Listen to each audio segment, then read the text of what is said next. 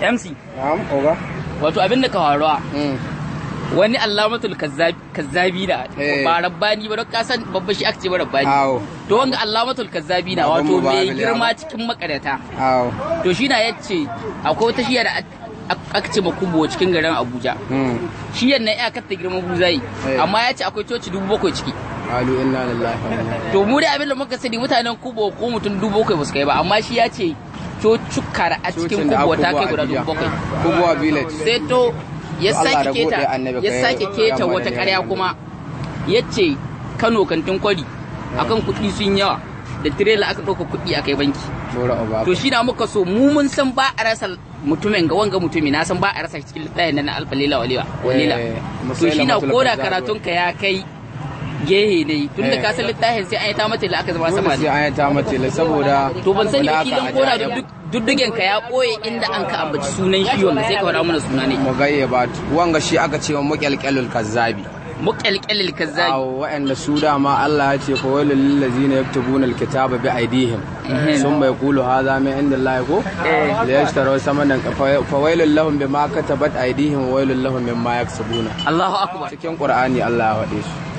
saboda su wa'anga kaje ya shi kawo sharhin da bai wallahi tun da ba nan an kai annabi Isa ba ko a ce wai akwai coci ta kai 7,000 haka dai to gaba ɗaya sai in babu masu tasbihi da tahmidi ga ubangiji duk gaba ɗaya ko ba ka ko ka bai wago baiwa sannan Kano ko America wala ta kawo yaki ba a shiga da talerori a ce da kuɗi wai za a doka misali wai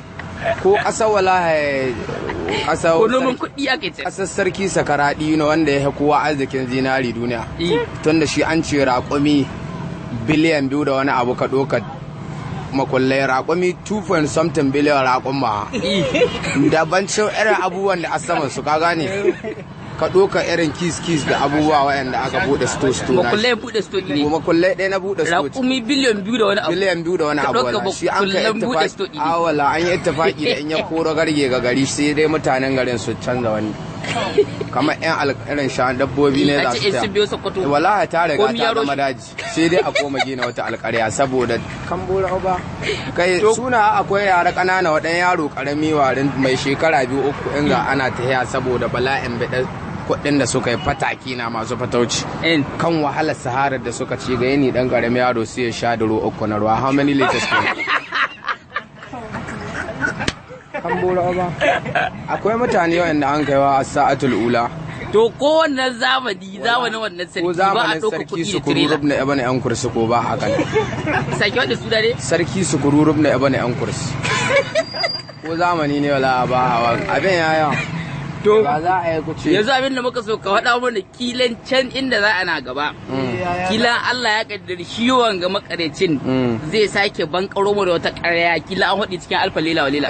ka faɗa mana wace ƙarya ta wadda ka karanto to duk abin da dai zai haɗi bai ya abin da an ka ce ibnu bashabashin ya yi magana cewa za a kai lokacin da daddare yaro karami na goyi su ya hata ya biɗo maka ne abinci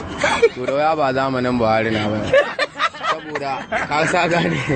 yanzu zamanin ɗaukaka gurguru lokacin bunƙasar rogo za ga mutane saman kasiyoyi da kwallayewa zamanin banga-bangan masara saboda zamanin da dan sakwata cewa aka masara mashin jini ne ta kai to yanzu na ranje Allah in za ka ɗauko bahon gwami sai an baka sibil lifes na manzo Allah haka ji wai kamar ka ɗauko dama wala ko gwal yawa akai